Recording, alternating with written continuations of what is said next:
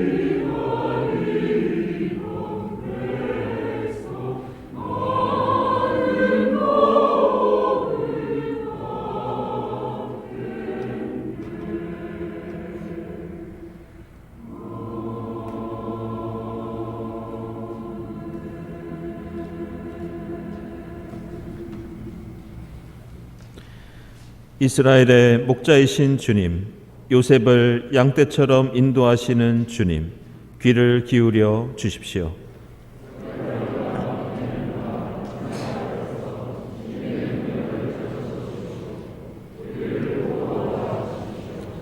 하나님, 우리를 회복시켜 주십시오. 우리가 구원을 받도록 주님의 빛나는 얼굴을 나타내어 주십시오.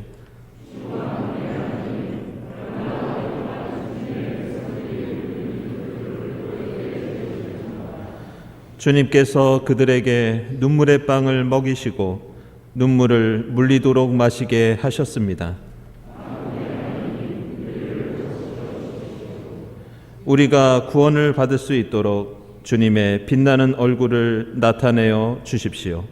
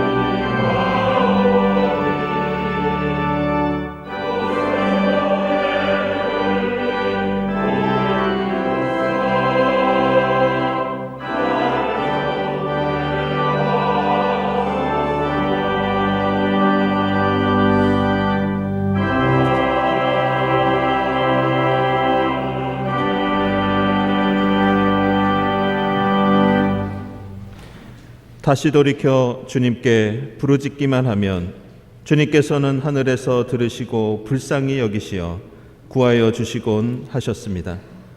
우리를 불쌍히 여기시고 구원해 주시는 주님의 사랑에 의지하여 우리 모든 죄를 고백하고 회개합시다.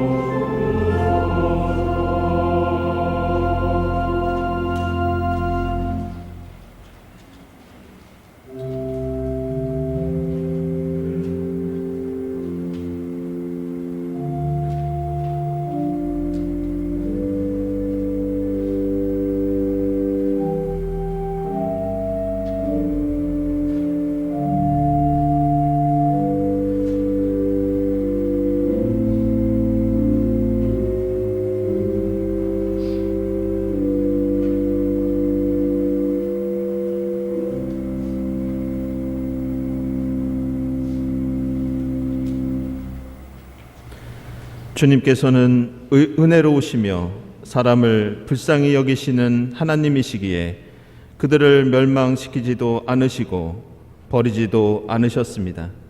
이 말씀에 의지하여 우리 모든 죄가 용서받았음을 선언합니다. 아멘.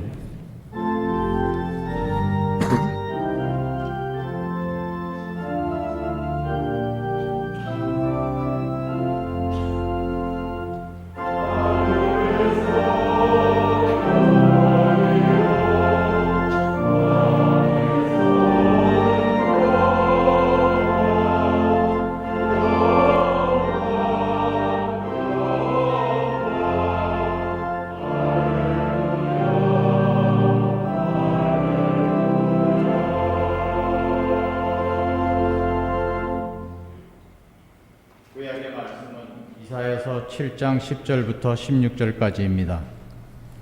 주님께서 아하스에게 다시 말씀하셨다. 너는 주 너희 하나님에게 징조를 보여달라고 부탁하여라. 저 깊은 곳 수월에 있는 것이든 저 위 높은 곳에 있는 것이든 무엇이든지 보여달라고 하여라. 아하스가 대답하였다. 아닙니다. 저는 징조를 구하지도 않고 주님을 시험하지도 않겠습니다. 그때 이사야가 말하였다. 다윗 왕실은 들으십시오. 다윗 왕실은 백성의 인내를 시험한 것만으로는 부족하여 이제 하나님의 인내까지 시험해야 하겠습니까? 그러므로 주님께서 친히 다윗 왕실에 한 징조를 주실 것입니다. 보십시오. 처녀가 잉태하여 아들을 낳을 것이며 그가 그의 이름을 임마누엘이라고 할 것입니다. 그 아이가 잘못된 것을 거절하고 옳은 것을 선택할 나이가 될 때 그 아이는 버터와 꿀을 먹을 것입니다. 그러나 그 아이가 잘못된 것을 거절하고 옳은 것을 선택할 나이가 되기 전에 임금님께서 미워하시는 저 두 왕의 땅이 황무지가 될 것입니다. 아멘.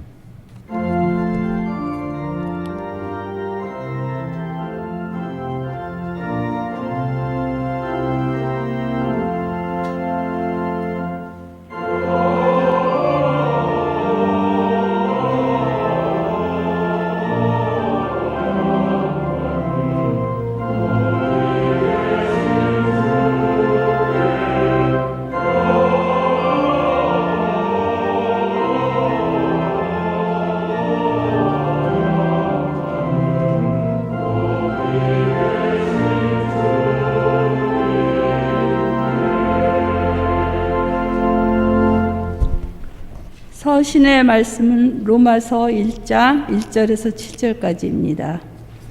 그리스도 예수의 종인 나 바울은 부르심을 받아 사도가 되었습니다.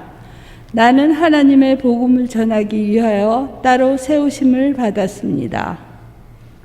이 복음은 하나님께서 예언자들을 통하여 성경에 미리 약속하신 것으로 그의 아들을 두고 하신 말씀입니다. 이 아들은 육신으로는 다윗의 후손으로 태어나셨으며 성령으로는 죽은 사람들 가운데서 부활하심으로 나타내신 권능으로 하나님의 아들로 확정되신 분이십니다. 그는 곧 우리 주 예수 그리스도이십니다. 우리는 그를 통하여 은혜를 입어 사도의 직분을 받았습니다. 그것은 우리가 그 이름을 전하여 모든 민족이 믿고 순종하게 하려는 것입니다. 여러분도 그들 가운데 들어 있어서 예수 그리스도의 부르심을 받은 사람이 되었습니다. 나는 로마에 있는 모든 신도에게 이 편지를 씁니다. 하나님께서 여러분을 사랑하셔서 그의 거룩한 백성으로 부르셨습니다. 하나님 우리 아버지와 주 예수 그리스도께서 내려주시는 은혜와 평화가 여러분에게 있기를 빕니다.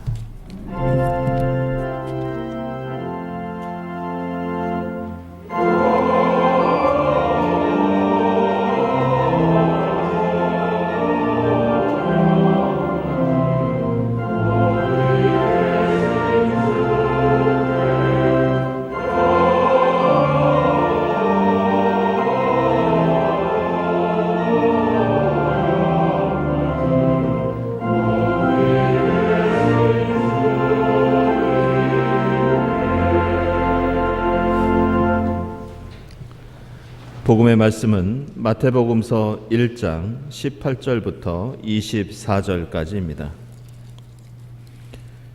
예수 그리스도의 태어나심은 이러하다. 그의 어머니 마리아가 요셉과 약혼하고 나서 같이 살기 전에 마리아가 성령으로 잉태한 사실이 드러났다. 마리아의 남편 요셉은 의로운 사람이라서 약혼자에게 부끄러움을 주지 않으려고 가만히 파혼하려 하였다. 요셉이 이렇게 생각하고 있는데 주님의 천사가 꿈에 그에게 나타나서 말하였다.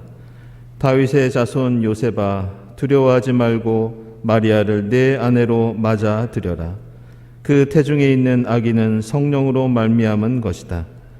마리아가 아들을 낳을 것이니 너는 그 이름을 예수라고 하여라. 그가 자기 백성을 그들의 죄에서 구원하실 것이다. 이 모든 일이 일어난 것은 주님께서 예언자를 시켜서 이르시기를 보아라, 동정녀가 잉태하여 아들을 낳을 것이니 그의 이름을 임마누엘이라고 할 것이다 하신 말씀을 이루려고 하신 것이다. 요셉은 잠에서 깨어 일어나서 주님의 천사가 말한 대로 마리아를 아내로 맞아들였다. 아멘.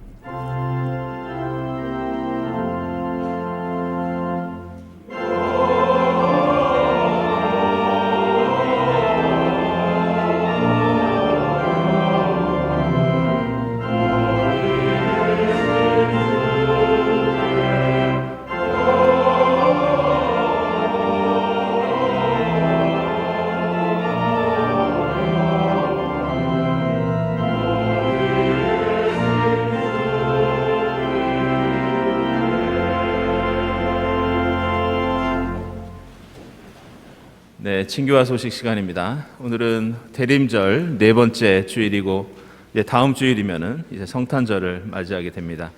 이 자리에 함께하신 교우들 또 온라인으로 예배드리는 교우들 모두 환영합니다. 우리 주위에 계신 분들과 함께 평화 인사 나누겠습니다. 주님의 평화를 빕니다.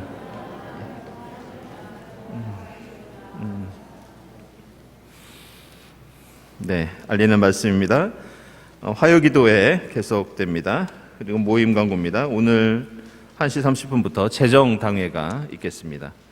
그리고 일부 예배 후에 드보라 이소회 모임이 당회실에서 있고요. 또 작년에 총회, 장청회 총회가 역시 소예배실과 교육관 203호에서 진행되겠습니다. 그리고 일부 예배 후에 재정위원회 모임 있겠습니다. 경동마 모임 19일 월요일에 남산에서 있고요. 또 남신도회 연말 총회가 오늘 2부 예배 후에 송원 식당에서 진행되겠습니다. 그리고 다음 주일 2부 예배 후에는 본당에서 재직회와 또 공동의회가 있겠습니다. 2023년도 예산을 또 심의하고 결의하는 그런 공동회의를 갖도록 하겠습니다. 그리고 돌아오는 토요일이 성탄 전야입니다. 그동안 코로나 때문에 코로나 3년째 맞이하면서 저희들이 성탄 전야 행사를 갖지 못했는데요. 오랜만에 이번에 저희들 갖도록 하겠습니다. 여러분들이 신청하셔서 예배와 함께 이렇게 음악회와 여러 행사를 갖게 되었습니다. 그리고 행사 후에는 다과도 마련되어 있다고 합니다. 여러분들 많은 기억과 참석 부탁드리겠습니다. 성탄절 예배 및 어린이 세례 다음 주일 1부와 2부 예배 때 성탄절 예배를 함께 주일 예배와 드리고요. 그리고 2부 예배 때는 어린이 세례 있겠습니다. 우리 성탄절 헌금 예산은 다음과 같습니다. 준비된 헌금 봉투 이용해 주시기 바랍니다. 그리고 오늘 김인 목사님 성경 공부 진행됩니다. 많은 참여 부탁드립니다. 그리고 예울 음악 무대와 우리 교회가 함께 주최하는 송년 자선 음악회가 20일 목요일 오후 7시 30분 우리 교회 본당에서 있습니다. 많은 참석 부탁드립니다. 연말연시 교회 일정 나와 있고요. 그리고 저희들 영유아 돌봄 교사를 모집 중에 있습니다. 지금 잠옷실을 열고 저희들이 부모님들께서 조금 편하게 예배를 드리시고 신앙생활 할 수 있도록 예전에 저희들이 있었던 영유아 돌봄 교사를 다시 모집을 합니다. 관심 있는 분들은 우리 김민 목사님께 문의해 주시기 바랍니다. 그리고 다음 주일까지 또 위원회 기관 지출 보고서를 사무실로 제출해 주시기 바랍니다.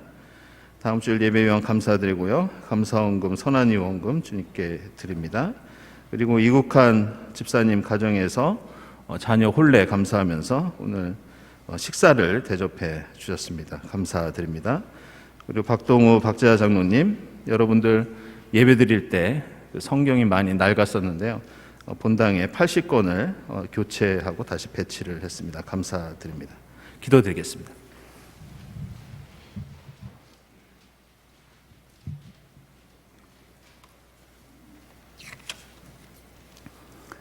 세상을 구원하기 위해 독생자 예수님을 보내주신 하나님 아버지, 대림절 네 번째 촛불을 밝힌 주일 아침 메시아로 오실 아기 예수님의 탄생을 기다리며 예배에 참석하기 위해 경동의 교우들을 한자리로 불러주시니 감사합니다. 이 시간 저희 모두 신랑을 위하여 등불과 기름을 준비하고 깨어 기다리는 슬기로운 신부와 같은 믿음으로 오직 한 분이신 주님만을 경배하고 찬양하게 하여 주옵소서. 전능하신 하나님, 금년에도 연말이 가까워지면서 세상은 아름다운 크리스마스 조명으로 화려하게 장식되고 거리는 들뜬 사람들로 흥청되고 있습니다. 그러나 금년 한 해를 되돌아보면 하루하루가 주님의 은혜와 인도하심이 없었으면 헤쳐나오기 어려웠던 슬픔과 고난의 나날이었음을 고백합니다. 코로나 팬데믹으로 주님의 몸된 교회에 함께 모여 예배드릴 수도 없는 암울한 상황에서 새해가 시작되었고, 평화의 제전인 올림픽 기간 중 시작되어 지금까지 끝모르게 지속되고 있는 우크라이나 전쟁으로 수많은 시민과 군인들이 고귀한 생명과 삶의 터전을 잃었으며, 지난 여름 우리나라에 내린 100여 년 만에 기록적 폭우로 많은 인명과 재산상 손실이 발생하였습니다. 또한 세계적 인플레이션과 각국의 급속한 금리 인상 및 경기 침체로 특히 가난하고 힘없는 백성들의 생활고는 극한 상황으로 몰리고 있으며, 10월 말 이태원 참사로 158명의 아까운 젊은이들이 고귀한 생명을 잃었습니다. 이런 상황에서도 북측의 유정자들은 한반도의 평화와 민족의 화해를 염원하는 모두의 바람을 유면한 채 지금도 미사일 발사와 핵실험에만 혈안이 되어 있습니다. 그러나 끊임없이 환난을 당할 때마다 주님께서 저희들을 위로하고 붙잡아 일으켜 주시고 새 힘을 주셔서 모든 시련을 믿음으로 이겨내게 해주셨음을 감사드립니다. 특별히 코로나 바이러스를 마침내 물리치시고 주님의 전에 함께 모여 예배드릴 수 있게 허락하시니 감사합니다. 자비하신 주님, 이 시간 바이러스와 전쟁 그리고 각종 사고로 고귀한 생명을 잃은 희생자들이 주님 나라에서 영원한 안식을 누리게 하시고 지금도 절망에서 헤어나오지 못하고 있는 유족들과 이재민 그리고 가난한 서민들을 위로하시며 그들에게 고난을 이겨낼 수 있는 지혜와 힘을 주시옵소서. 무엇보다 우리 모두가 이웃의 고통과 슬픔을 유면하거나 마음으로만 동정하지 않고 일상 생활에서 서로 돕고 위로하는 행동하는 믿음을 갖게 하시고 행동으로 이어지는 참된 사랑을 나누게 하여 주시옵소서. 주님, 금년에 이명선 목사님과 새 목자들을 경동교회에 보내주시니 감사합니다. 코로나 팬데믹 이후의 어려운 상황에서 목사님과 모든 교인들이 힘을 합쳐 예배와 주일학교를 재개하고 교인들을 사랑의 띠로 묶어 하나 되게 하시니 감사합니다. 오늘 두 분의 새 교우를 저에게 보내주시니 감사합니다. 간절히 바라옵나니 내년에는 떠났던 교우들을 돌아오게 하시고 새 교우들을 주님 전으로 인도하셔서 이 교회가 주님의 자녀들로 가득 차고 교인들의 믿음과 사랑도 깊어지게 하여 주시옵소서. 지금 우리 교회는 금년을 마무리하고 새해를 준비하기 위한 논의와 회의를 진행 중에 있사오니 모든 행사가 성령님의 인도하에 은혜롭게 이루어지게 하여 주옵소서. 자비의 하나님, 금년에도 우리와 함께 신앙생활을 하다 주님 곁으로 먼저 가신 성도님들과 믿음의 선조들을 추모하며 기도하오니 그분들이 주님 나라에서 영생을 누리게 해 주시고 남은 유족들을 위로하여 천국에서 제외하는 소망을 갖게 하옵소서. 이 시간에도 육신의 질병으로 예배에 참석하지 못하는 성도들에게 치유의 은사를 허락하여 주시고 여러 이유로 어려움에 처해 있는 가정에 함께 하셔서 어떤 고난이라도 이겨낼 수 있는 용기와 지혜를 주시옵소서. 지금까지 지켜주시고 이끌어주신 에베네세르 하나님이 앞으로도 저희 교회와 교우들을 지켜주시고 책임져 주실 줄 믿습니다. 오늘 예배의 시종을 주님께서 주관하여 주시고 성가대의 찬양을 기쁘게 받아주시며 교회 곳곳에서 봉사하는 손길들을 기억하여 주시옵소서. 이 시간 목사님을 통해 선포되는 귀한 말씀을 저희가 마음속에 깊이 간직하여 은혜 받게 하여 주시옵소서. 이 모든 간구를 우리를 구원하기 위해 사람으로 이 땅에 오신 예수님의 이름 받들어 기도드립니다. 아멘.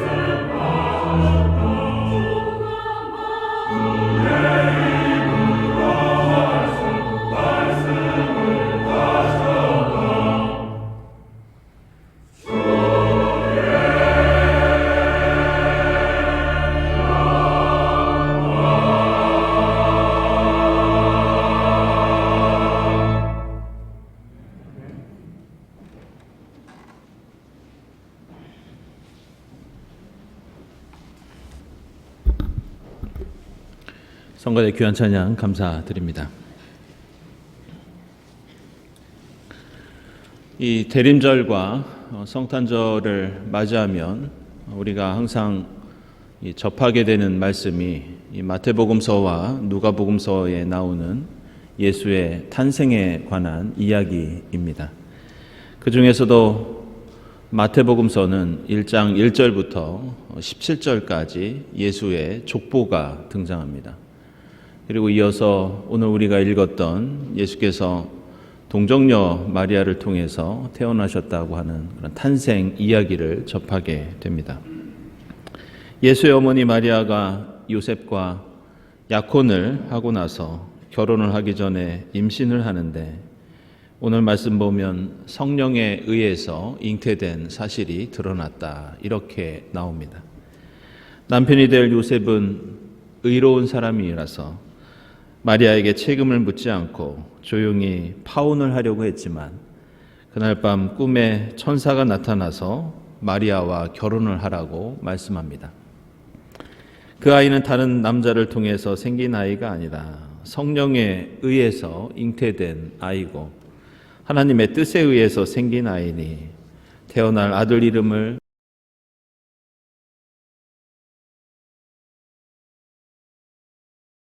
천사가 말씀하신 대로 순종하였고 나중에 예수가 태어나 한 가정을 이루게 되었다는 그런 이야기입니다. 매년 우리는 이 성탄을 맞이하면서 이렇게 예수가 동정녀 마리아에게서 탄생했다는 말씀을 묵상하고 또 때로는 종종 사도신경이나 니케아 신경을 통해서 예수의 동정녀 탄생을 우리의 신앙으로 고백합니다.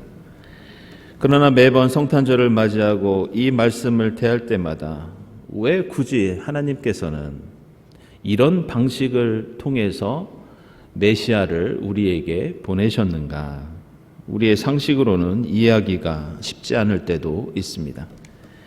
실제로 19세기에 우리나라에 처음 기독교가 전래되었을 때 이 서양에서 온 신흥 종교에 많은 사람들이 관심을 가지고 이 개종을 하는 경우들이 많이 있었습니다. 특별히 당시 유교적인 전통이 사회에 많은 모순을 가져왔기 때문에 많은 이들이 출애굽기 같은 이 해방 전통에 관심을 가지고 성경을 읽고 묵상하면서 새로운 세상을 꿈꾸고 또 기독교인이 되는 경우들이 많이 있었습니다.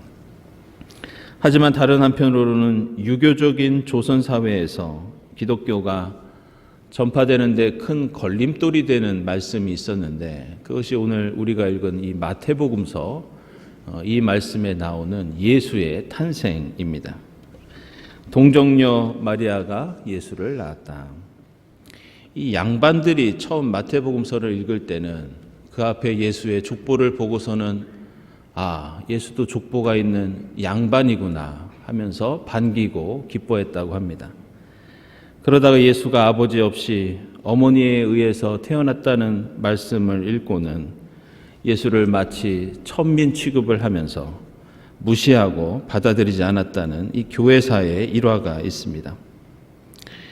그리고 오늘 우리가 읽은 이 본문 앞에 나오는 예수의 족보에서도 아브라함과 이삭과 야곱을 비롯하여 이 40명의 믿음의 조상들이 나오는데 여기에는 단 4명의 여성들이 언급됩니다. 그런데 이 4명의 여성들 중에는 기생 라합이 나오고 다윗 왕이 신하 우리아를 죽이고 그 아내를 빼앗아 자신의 아내로 삼았던 이 밧세바도 나옵니다. 게다가 자기 남편이 죽자 시아버지를 통해서 아들을 낳았던 다말이라고 하는 여성도 나오고 역시 남편이 죽자 조선시대의 기준으로 보면 절개를 지키지 않고 연료가 되기보다 재혼을 택했던 이 룻이라고 하는 여성도 등장합니다.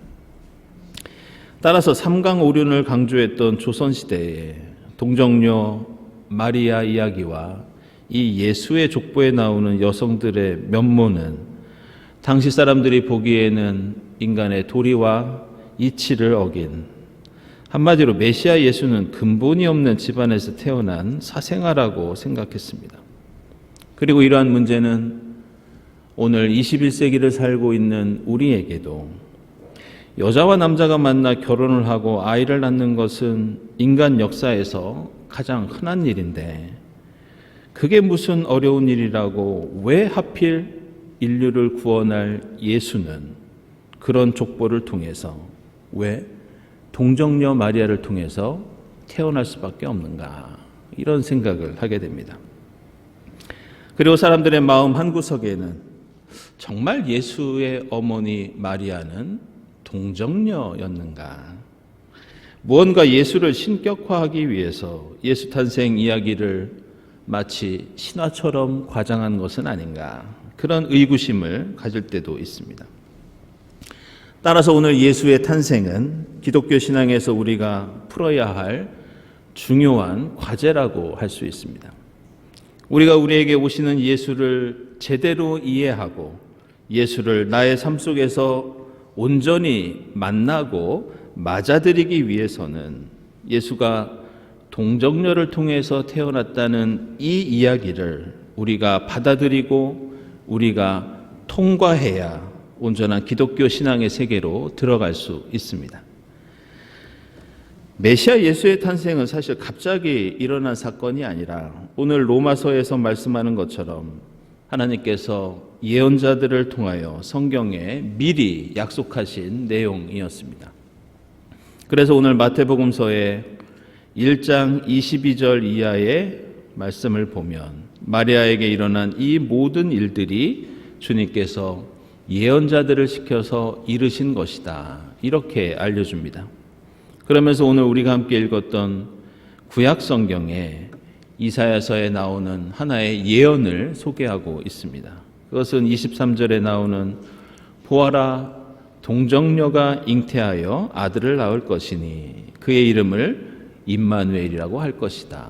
바로 이 대목입니다. 그런데 중요한 것은 오늘 이사야서를 자세히 보시면 이 이사야서 말씀과 이것을 인용하고 있는 오늘 마태복음서 사이에 약간 다른 표현이 있는 것을 발견할 수 있습니다. 그것은 바로 동정녀라는 단어입니다. 이사야서 7장 말씀을 보면 그러므로 주님께서 친히 다윗 왕실에 한 징조를 주실 것입니다. 보십시오. 처녀가 잉태하여 아들을 낳을 것이며 그가 그의 이름을 임마누엘이라고 할 것입니다. 이렇게 나옵니다. 그런데 여기서 처녀가 잉태한다고 할 때 여기서 이 처녀라고 하는 단어는 히브리어로 동정녀를 가리키지 않습니다. 이 단어는 히브리어로 알마라고 하는데 보통 이 단어는 젊은 여인을 가리키는 그런 단어입니다.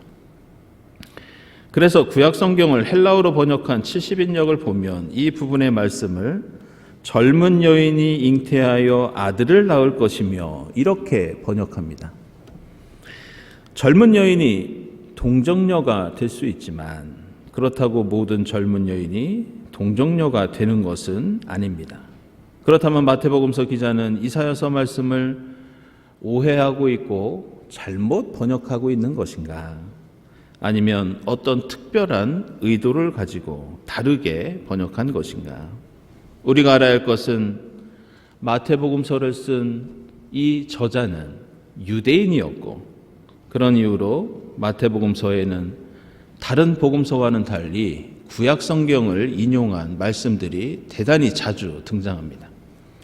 그만큼 마태복음서 저자는 구약 성경을 잘 알고 있고 게다가 초대 교부들은 이 마태복음서 저자가 히브리어를 대단히 잘 알고 있는 사람이었다고 그렇게 평가한 적이 있습니다.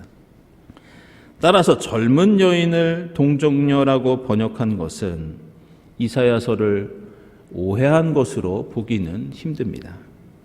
게다가 마리아가 동정녀가 되는 것은 오늘 요셉의 태도에서 볼 수 있는 것처럼 당시 로마 제국과 유대 사회에서는 자랑할 만한 일이 아니라 어떻게든 숨겨야 하는 일이었습니다.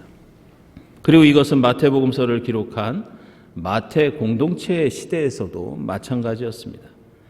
마리아를 동정녀로 주장하는 것보다 젊은 여인이라고 하는 것이 당시에 복음을 전하고 예수를 사람들에게 소개하는데 훨씬 더 유리했습니다. 결과적으로 예수의 동정녀 탄생은 우리나라 조선시대뿐만이 아니라 로마 시대에서도 사람들에게 기독교를 받아들이는 하나의 걸림돌이었고 어차피 예수는 십자가에서 죽으시고 부활하셨기 때문에 굳이 이것을 강조하지 않아도 되는 그런 일이었습니다. 게다가 유대인들에게도 이 메시아는 어떻게 믿어지고 있었느냐? 메시아는 다윗의 혈통에서 나온다고 굳게 믿고 있었습니다. 이렇게 되면 예수는 요셉의 아들이 될 수 없었고 당연히 다윗의 후손이라는 예언도 무효가 될 수밖에 없었습니다. 따라서 오늘 복음서에서 예수가 동정녀 마리아에게서 났다는 것은 예수가 동정녀에게서 태어나야 할 분명한 이유가 있고 또 그렇게 태어났기 때문에 성경은 그렇게 말씀하고 있다고 생각할 수 있습니다. 그리고 그 이유는 다른 것이 아니라 우리의 인간의 역사와 현실이 동정녀가 아니면 메시아 예수를 품을 수 없고 맞이할 수 없고 살려낼 수 없었기 때문이었습니다. 예수의 탄생 이야기를 기록하고 있는 복음서는 앞에서 말씀드린 대로 마태복음서와 누가복음서입니다. 그런데 이 두 복음서에서 예수의 탄생이 어떠한 역사적인 배경에서 이루어지고 있었는지 우리에게 알려주고 있습니다. 오늘 마태복음서 1장 말씀에 이어서 2장에서는 메시아가 탄생한다는 소식을 듣고 헤롯 대왕이 자신의 권력을 잃을까 봐 수많은 영아들을 살해합니다. 이 엄청난 만행을 피해서 이제 갓 태어난 예수와 마리아와 요셉은 이집트로 피신을 합니다. 누가복음서에서는 2장에서 예수의 탄생을 알리면서 특별한 어떤 한 인물을 우리에게 소개하고 있는데 그것은 로마의 황제 아우구스투스가 칙령을 내려서 호적 등록을 해야 했다는 그런 내용입니다. 당시의 로마 제국은 팍스 로마나 로마의 평화를 구가하고 있었고 그것을 가능하게 했던 인물이 바로 이 아우구스투스 황제였습니다. 하지만 그 평화는 막강한 군사력을 통한 평화, 주변 민족들을 잔인하게 정벌하고 식민지를 착취하고 소수의 귀족들을 위해서 하층민들을 억압하는 그런 평화였습니다. 그런데 이러한 폭력과 착취와 억압 위에 로마의 평화를 세운 이 아우구스투스 황제를 사람들이 부르던 칭호가 있었는데 놀랍게도 이 황제를 향한 칭호는 메시아 예수를 향한 칭호와 거의 같았습니다. 사람들은 아우구스투스 황제를 주님, 평화를 내려주시는 분, 구세주, 세상의 빛, 그리고 신의 아들이라고 불렀습니다. 게다가 아우구스투스 황제의 족보는 인간의 족보가 아니라 아폴로 신과 연결되었고 비너스 신과 이어졌습니다. 따라서 오늘 마태복음서에 나오는 예수의 동정녀 탄생은 헤로드 왕의 영아 살해, 아우구스투스 황제의 착취와 억압과 폭력에 대한 저항과 대안이라는 그런 뜻을 담고 있습니다. 이 동정녀 탄생은 억압과 수탈, 전쟁과 폭력의 문명을 이룩한 인간 역사에 대한 심판을 가리킵니다. 메시아 예수는 인간의 혈통이나 역사, 제국의 현실과 단절되어야 했고 따라서 혈통에 의한 탄생이 아니라 성령의 역사를 통한 생명과 평화의 새로운 역사를 열어야 했습니다. 따라서 이 땅에 오시는 메시아를 성령의 역사를 통해 동정녀 마리아가 품고 맞이하고 지켰다는 것은 오늘 대림절을 보내면서 성탄을 목전에 두고 있는 우리에게도 큰 의미를 갖고 있습니다. 그것은 우리가 예수를 기다릴 때 우리는 그저 그 자리에 우두커니 서서 아무것도 달라진 것이 없는 이 역사와 이 우리의 현실 속에 예수를 맞이해서는 안 된다는 그런 뜻입니다.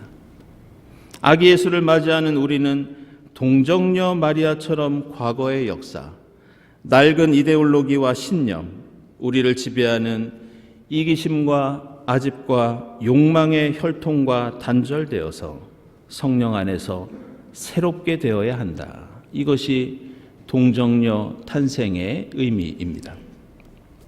이런 이유로 교회의 역사에서 우리 신앙의 선조들은 예수의 탄생이 2000년 전에 일어났던 단 한 번의 과거의 역사적 사건이 아니라 이 예수 탄생은 우리에게서 늘 새롭게 일어나야 하는 새로운 탄생으로 반복되어야 하는 일이라고 여겼습니다. 14세기 독일 신비주의 신학자이자 설교가였던 이 마이스터 에크하르트는 마리아에 의한 예수 탄생에 대해서 그리고 그것에 대한 우리의 역할에 대해서 다음과 같은 말을 한 적이 있습니다. 마리아가 하나님의 아들을 낳은 것이 나도 내 시대와 나의 문화 속에서 하나님의 아들을 낳지 않는다면 나에게 무슨 유익이 있겠는가? 우리는 모두 하나님의 어머니가 되어야 하고 하나님은 우리를 통해서 항상 새롭게 태어나셔야 한다.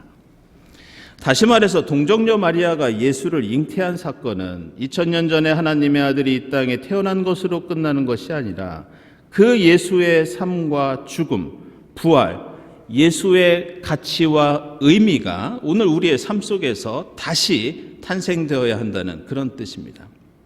그래서 우리가 잘 아는 아시시의 프란치스코는 다음과 같이 말씀합니다. 우리가 실천하는 사랑, 그리고 순결하고 신실한 양심으로 우리의 마음과 몸 안에 그리스도를 품고 다닐 때 우리는 그리스도의 어머니가 된다. 그리고 다른 사람들에게 빛을 비추어야 하는 거룩한 모범이 될 때 우리는 그리스도를 낳는다. 이처럼 교회의 유구한 역사 속에서 예수의 동정녀 탄생은 메시아가 이 땅에 오신 역사적인 사건을 넘어 오늘 우리에게도 그 탄생이 다시 일어나고 새로운 현실이 되어야 한다고 생각했습니다.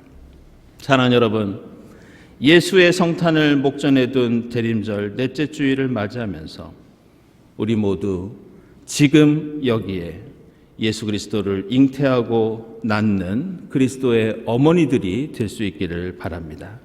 이 세상과 역사를 판단하는 우리의 낡은 가치관과 이념과 지식과 권력을 뒤로하고 겸손하고 진실된 자기 비움을 통해서 아기 예수를 바라보고 품을 수 있기를 바랍니다. 그렇게 임마누엘로 오시는 아기 예수가 우리의 삶과 신앙 속에서 잉태되고 다시 태어날 때 예수의 십자가와 부활의 가치가 로마의 평화를 넘어서 더없이 높은 곳에서는 하나님께 영광이요 땅에서는 주님께서 좋아하시는 사람들에게 평화가 되는 새로운 역사를 이루게 될 줄로 믿습니다. 기도하겠습니다.